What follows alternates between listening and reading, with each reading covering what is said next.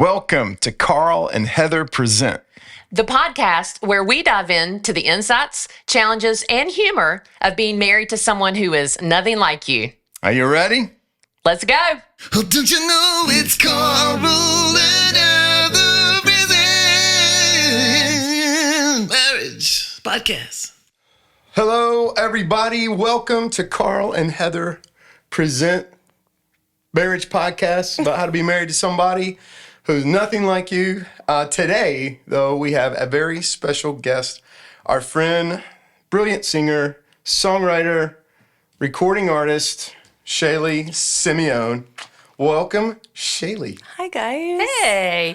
And I have to say this funny thing about Shaylee, if you're listening and not watching, is that oftentimes I will have someone, when you're leading worship, we used to go to church together, and when you were leading worship at our church, I had somebody text me on more than one occasion and thank me for leading worship that day, to which I would just respond, "You're welcome," because we have been confused as being the same person.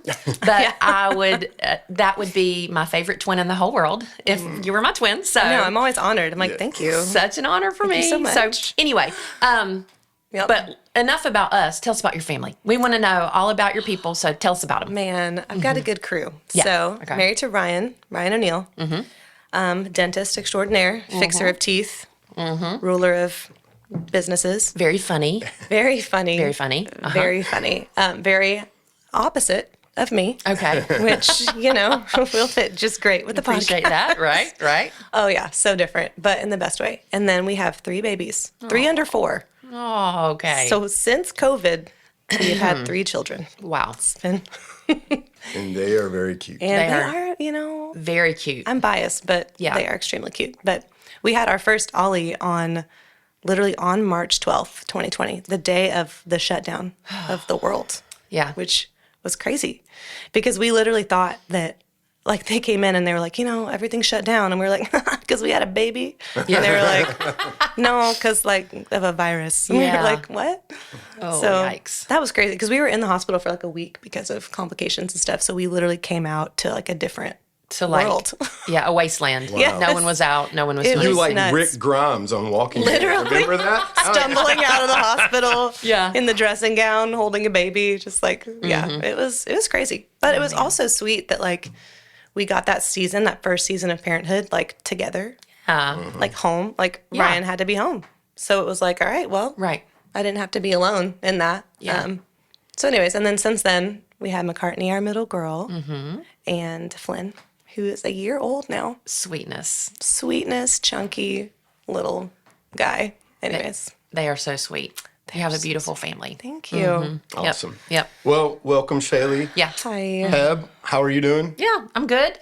Gearing up for Christmas next week. And also, I have to say, about a month ago here in Nashville, we had a cold spell, first snow, and I hate it. I hate cold weather. That's all I'll say about that because I'm ready for spring. Ooh, see, That's we're the it. opposite. I love it. Yeah. Yeah, my sister's that way. I'm not a big fan. But anyway, I'm like cloud Yeah. cover all the time. yeah, I don't know. Yeah.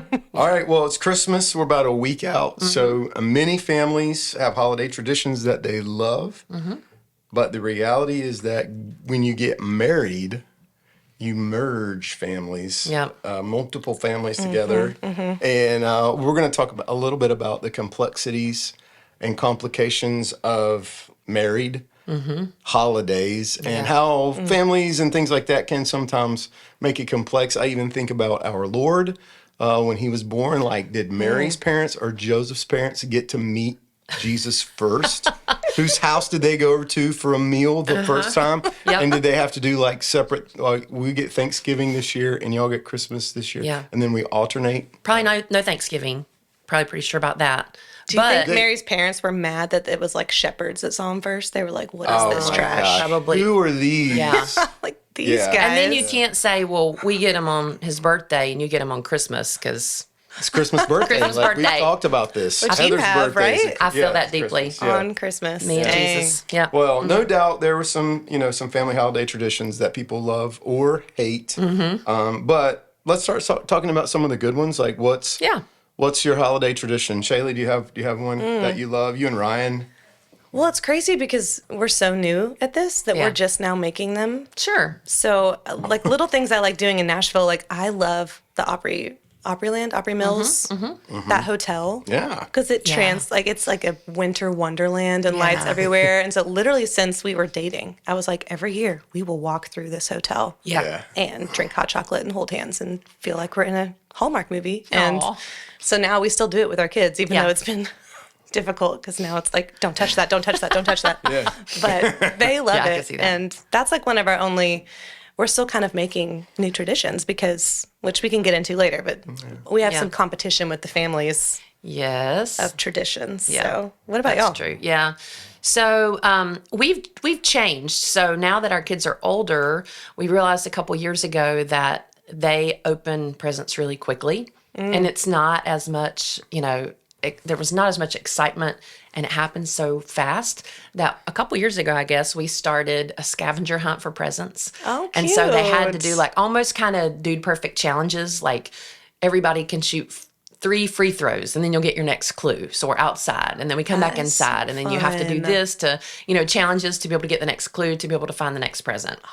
I love And so that. it makes Christmas morning last a little bit longer than normal. And so, but we've had to adapt Yeah. through the years because what worked for us when our kids were your age. Well, so have y'all always just done like a free for all? Like you put all the presents down and it's like, have at it? Or like a one I at, think at a so. time? You gotta hand them out a little bit. Yeah. But like the boys never want to wait, Yeah. They're- Yeah. It's really hard, but because I've watched the whole Shaylee, you open your present, we're gonna sit and watch, which is I think there's value in that. Yeah. But then there's also like, my gosh, this is taking forever kind of thing. Especially I the know. style of opener. Yes. Some people are very Meticulous. like, I'm gonna save this wrapping paper so I can use it on another gift. Yep. Or they I feel don't like they that. then have to explain to you how they're going to use the gift and like give you a small monologue. And you're like, it's fine. Oh, a bread maker. I'm going to make some bread with I that. have been wanting to make some sourdough. Yeah, it feels that way. All right, babe. What about you? Like, what's a favorite? I have the scavenger hunt. What's a favorite for you? Yeah, I mean, I love doing stuff with the boys. So we go. I have 2, and they're food themed. So maybe I should. Classic. Yeah, Seems right. we have every. So I go to Waffle House with the boys almost once a week, all the time. Each kid So gets a cute. breakfast. But on Christmas Eve, me and all 4 of them go to the Waffle House every Christmas Eve. Yep. Christmas Eve morning, we go and have breakfast there. And although it is a family tradition, you do not go because you are too good to go to the Waffle House. Absolutely. And I respect that about you. Absolutely. So we're there, and you're here being smug and stuff. And but I love that tradition. And then also we have a December 26th tradition that we usually have where we go to dinner, all 5 of us to a nice dinner. 6 of us. Excuse me, all 6 of Yeah. us to a nice dinner included to in this celebrate your birthday. Right. And I love those 2 traditions because we do something with the boys and the boys look forward to it, and Yeah. then we do something all together as a family, and they look forward to celebrating you and your birthday around a nice dinner. Yeah, that's always fun. cute. Yeah, traditions are fun. But like, you said, babe, there are also like challenges with families because you mentioned this, we're merging 2 families. And then you have all of these former traditions that you've done. So maybe you've gotten together with aunts or uncles or grandparents, and then you have to kind of nix those when you get married, decide what you're going to do. And then you add kids to the mix, your own kids. And then you're going in all different directions. And then I think sometimes we look back on either memories that might be negative around Christmas or memories that might not have been made. Like you look at other people's traditions as their families are growing up and you think, oh, I wish I would have had that. Yeah. And you didn't have it. And then also, I feel like we have a lot of unrealistic expectations of what Christmas should be like.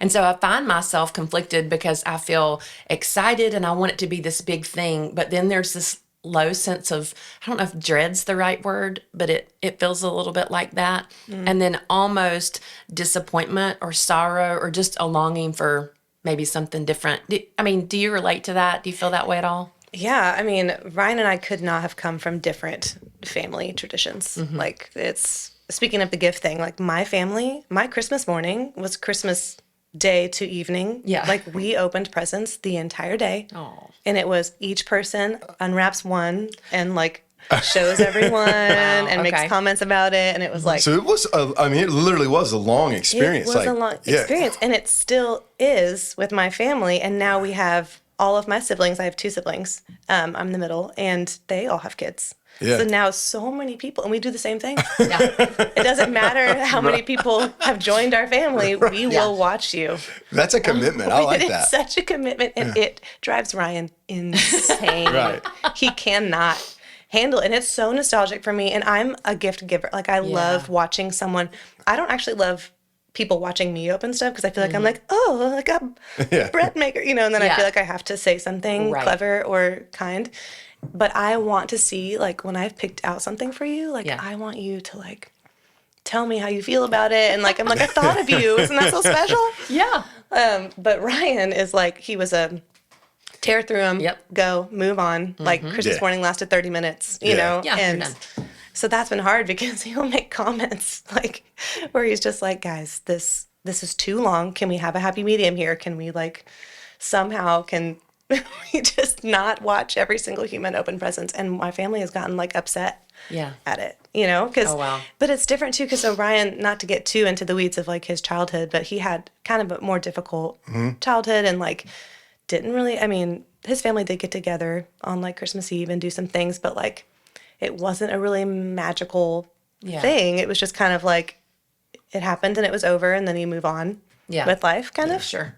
And I come from a father who I love dearly, but is like tradition man. Like, this is the way we're doing it, and we're going to do it every year, and it's going to be special. And like, he's just like, whoa. Your dad is Clark Griswold. He literally, we watch that movie every year and make fun of him because he is Clark Griswold, like up in the attic watching old Christmas movies, just so nostalgic. And so it's been hard for my dad to like let go of us. Because we're still his family of origin is how he sees it. It's like we're still his kids. And I'm the only kid that lives in a different state. So it's like I'll come in and he wants it all to be just like we grew up. And we're going to do the same things. And like Santa Claus would come stop by the house on Christmas Eve and like bang on the door and leave a gift for everyone and run away. And like just cute stuff like that. Like he went all out and it was just like, it means so much to him. Yeah. And it meant so much to us because that was like ingrained into us. Sure. So when I married Ryan, I was like, okay, well now you're just going to join this. Right. And this is what you're going to do now. Sure. And he went with it because he's a flexible dude and because he didn't really have any strong traditions. And so he was like, sure, I'm on board. Yeah. But now that we've had kids and our kids are getting older, Ryan is finally starting to be like, well, I want our traditions. Like I want to do our thing. Mm-hmm. And it honestly has created like a shocking amount of conflict between us, like more than I thought, which was really hard because we never had to like deal with that because his family is kind of more not in the picture. So I never had to compete with like, you're always coming to my family for Christmas. Right. Like I never had to be like, oh, let's switch holidays and let's balance. It was always just mine. And so, and now like Ryan is like, well, what if we could stay home on Christmas Day, like in our house and like create a tradition for our kids and open presents and it's special. And it was like, it took me probably till this year to finally get on board with that because it was so like ingrained in me that this is what we're doing. No, like my parents are doing it. Like my dad is Santa. And like, he's, well, he's a stand-in. Well, obviously, he's helping. It's not the real Santa. I don't want to start rumors here. Yeah. My dad is not Santa. That's Tim Allen. But literally, it was really difficult for me to let go of things. And so we're still like, and now it's become this kind of like tense conversation every year where I feel like I have to tiptoe around it and be like, are you cool? Do you want to go to Texas? Do you not? Should we go? We should probably go. We're not doing anything. Like, we should go to Texas. And now it's like, well, now we have 3 kids to tote across the country. Right. Very different. But then, and sorry, this is going on, but it's because even this year, like, we're going the day after Christmas, which was like our compromise. Like, we can still go, and yet we'll spend Christmas at home, like, with our kids and making our own memories. And I thought, this is a great happy medium. Everyone's going to be happy. But I called my dad being like, he's going to be so excited that we're coming. And it's going to be so perfect. And he was literally like, so after Christmas, huh? Not the same, I right? was like, oh my gosh, Yeah. I can't win. And then my brother did the same thing, like, oh, like she's coming after, like, are we going to have to do like a later? We'll just postpone Christmas morning until they come, And I was like, you don't wow. have to. We can just do our presents later together. And Right. anyways, long story to say that, yes, like the tension that I've experienced with like family of origin traditions merging into now my new family. Yeah. Sure. It's honestly been really hard. That's the complexity because like none of what you described, there's nothing broken about keeping family traditions, and there's nothing broken about making new family traditions. But it's this tension to manage of like something old is fading in one sense, or you can't preserve it perpetually, Right? And something new is being born, and like it's got to find its legs and it's got to find its way, and so it's not rigged to be easy. It's challenging, and that's why it takes work. Yeah, it is a lot of work, man. Yeah. Well, I think I love your dad, and I love Ryan, I love your dad a little bit more than Ryan. Well, Because if he's Clark Griswold, Heather tells me that I'm Clark Griswold. If you don't know who 100%. Clark Griswold is, you don't know Christmas. Right. Watch that movie and educate yourself. Right. Yeah. Christmas, National Lampoon's Christmas Vacation. It might be mine and Heather's favorite movie, and we quote it year round. When I tell you that we have a extended family member that fits every single character in that movie, we have named them. Yeah. Like it is. That's why people love that movie, because they see themselves in it. Yeah. It's always there. Exactly. So true. So we always talk about the gospel as a means of helping people, not just with their marriage, but like orient themselves around life in general. So if the gospel and what Jesus brings is the hope of the world, and then why is it that we feel like the well is also poisoned by all these other things? Like, but like that seems to me to be like, that's Advent, that's waiting, that's like hope. Beautiful lights, bells, smells, everything nice, and awkwardness, uncomfortableness, tension, hurt. So that's it. If you know much about me and Heather, before we were the hosts of a massive hit podcast, we traveled the country singing together and writing songs and things like that. So to me, I'll take a song over a sermon any day. I'll take a song to convey meaning and help to be an explanation for what you're feeling. A song will do that. So I wrote a song with Shaylee, and I think it helps to make a good picture of how to look at the holidays and look at some of the things that we're talking about. It's not a Christmas song. It's not. But it could very easily be about Christmas and the things that we're feeling and the tension that we're feeling. So, Shaylee, I want you to share a little bit about our song. Yeah. First of all, let me just say, you are probably, if not the number one, at least top 3 favorite people to write with. Oh, that's really nice of you. Honestly, I mean, not only are you just really good at what you do, but I just feel like, I don't know. I just feel like the connection that we have in the writing room is really strong, to where it's like we just kind of are on the same page about stuff, and it's just an enjoyable experience always. Thank you for saying that. Yeah. So this the project that I've been working on that this song is on is called Sad Jesus Music. I've told you this. Okay. And because I was just kind of like, man, especially writing in the worship world for a while, which you have done, it's hard to not feel the tension of like, why does every song have to like wrap up really nicely? Like everything's fine, and God is in control, and feel the joy of the Lord, And it's like, those things are true, first of all. Let's write that. Right. Okay, write that down. Voice memo. I mean, those things are true, but sometimes I feel like I kind of want the tension at the end of a song, even if it is worshipful, to just be like, it's okay that right now I don't feel bad. I'm still sad. I'm still struggling. Like, it can be both. I can still trust that God is who he says he is, and that there is joy that comes from the Lord that is beyond my happiness. Like joy and happiness are a different thing, Yeah. But I'm just like, sometimes I don't want to go there. Sometimes I just want to be sad for a minute, or I want to be mad for a second, or like, and sit in those feelings and bring them to the Lord, who I think doesn't rush us out of them. I feel like he lets us sit. I always have a picture of, he lets us sit with him in the garden where he's crying and we're crying. And it's like, that's okay. Because like Jesus needed to like let it out too. And he lets us do that. And so this song kind of, I wanted to, you know, talk about both of those things, like two things at the same time.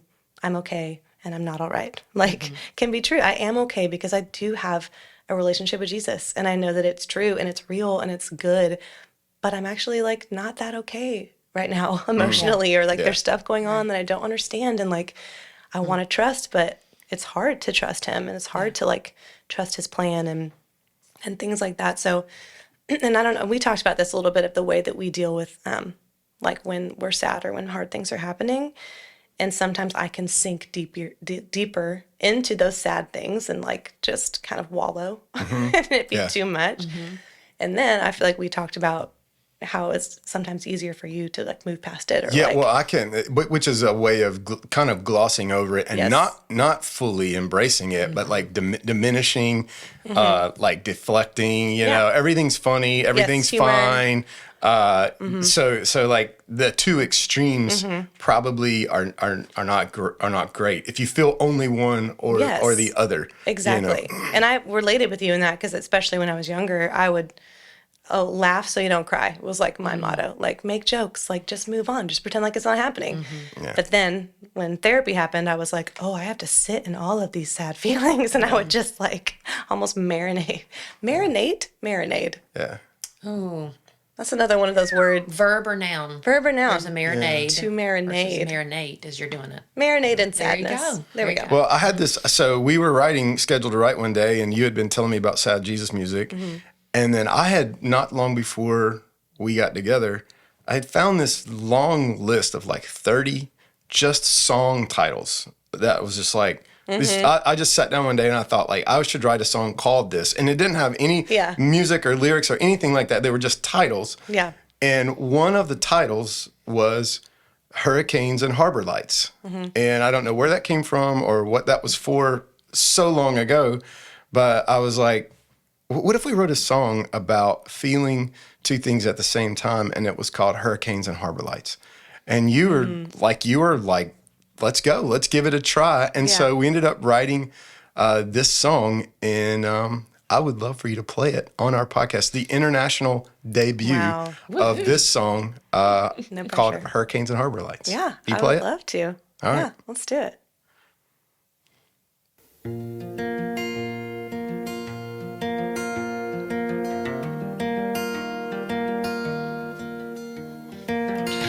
I don't wanna ignore my pain, pretending it's all okay when it isn't, 'cause I could spin it and self-medicate.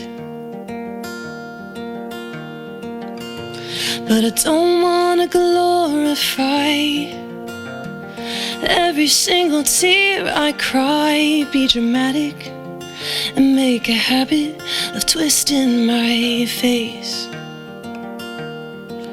Feels like one or the other. Do I hate it or love it? I'm faking it or falling apart. Hope and pain can share a space. Two things at the same time. Like I'm okay and not alright. I've lost my way, but not my faith. Two things at the same time. Like hurricanes and harbor lights.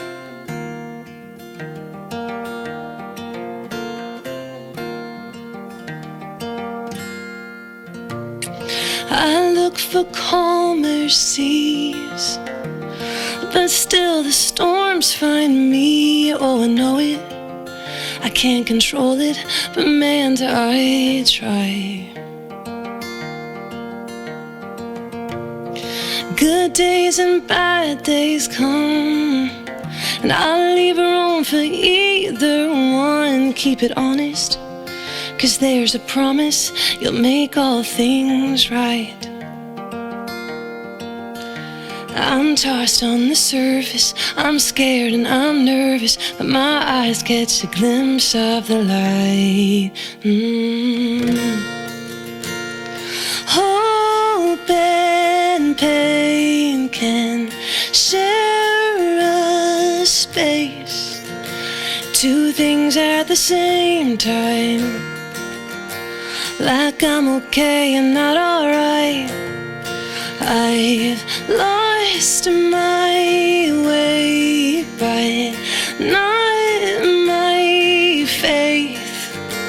Two things at the same time, like hurricanes and harbor light.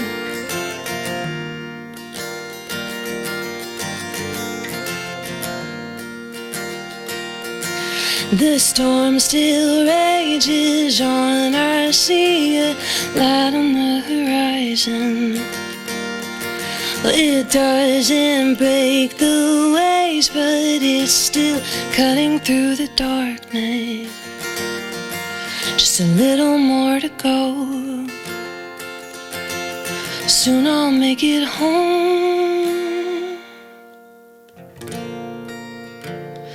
Hope and pain can share a space, two things at the same time, like I'm okay and not alright. I've lost my way, but I won't lose my faith. On two things at the same time, like hurricanes and harbor light.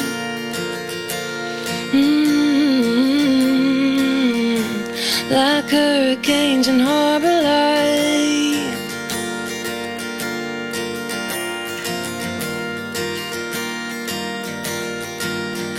So don't let me miss the gift of living and lose myself in the hurt. But don't let me skip the part that's hardest and not let pain do its work.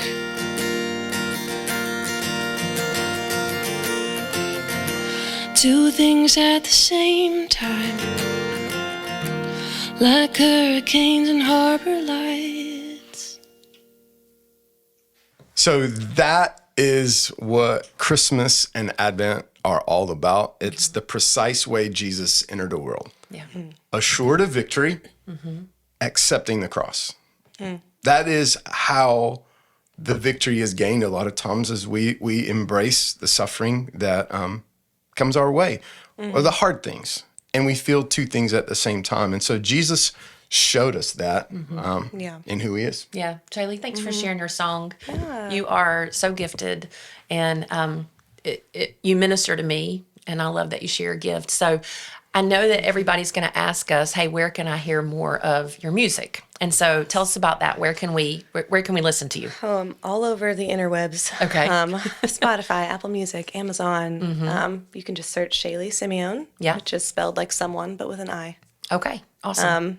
And yeah, I'm on there. And this song, can I hear that now, or when will I be able to hear that? That is going to come out end of January. Okay. Yes. So just released a Christmas song, Melancholy Christmas. Speaking of, because I literally was like, I'm overwhelmed and I just want to sit on the couch and cry and listen. And this is a marriage podcast. You also have a song about marriage? I do have a song called Marriage is Hard. Yeah. Because, it is. Yeah. Check it out, people. That's awesome. We got to hear it. That's awesome. Thanks, guys. Well, thank you for being here. Hey, we mentioned about our schedule, so if you want to see where we are in the spring, you can just go to carlandheather.com, find out more about where we're going to be. I do want to mention, though, a special particular event, and that is February 8th, 2025, is the Behold Women's Gathering. Shaylee, you were there last year. Oh, yeah. And registration is open now. We are filling up, and so we want you to be there. We've got an awesome lineup of speakers and worship leaders and guest artists, and so go to beholdgathering.com to find out more about that. All right. Also, Behold Women's Bible Study, Heather's Bible study that she wrote. It makes a great Christmas gift. So if you're trying to get your girl, your daughter, your wife, your grandma, your aunt, your coworker, I don't know, get them. Heather's Bible Study. You can get it on Amazon. 2 days shipping is still available for Prime members, so you can order and still get it by Christmas. Yep. For sure. Amazing. For sure. And wrapping up, for the Christian, the complication of the holidays is complemented by the hope of Christ. Yeah. We hope that whatever you feel in fear or anxiousness, this season is accented by the joy and hope of Jesus. And what you experience in conflict and tension around relationships this season will be eased by the unity and closeness of the presence of Jesus. He is here and he is near. So let me assure you of that. The problems are temporary, but Jesus is eternal. So fix your eyes on him good. above everything. Yeah, for sure. Well, Shaylee, we call her Shays. Shays, thanks for being with us today. Yes, guys, I just love y'all so much. Your marriage and your mentorship in my life has been just so vital, and it's meant so much to me. And thank you for writing a million songs with me and being my friends and teaching me how to lead worship and all the things. I love you guys. Well, we feel the same about you guys. We hope you and Ryan and the kids have a Merry Christmas. Thank you. You too. And we hope, listeners, you have a Merry Christmas. Join us next week for a special Christmas Eve episode. And then the following week, and we'll help you ring in the new year. Then on January 7th, we start season 2 of Carl and Heather Present. And we've got some pretty exciting things planned. Let's go. Right. Together on purpose. Boom. Oh, bam.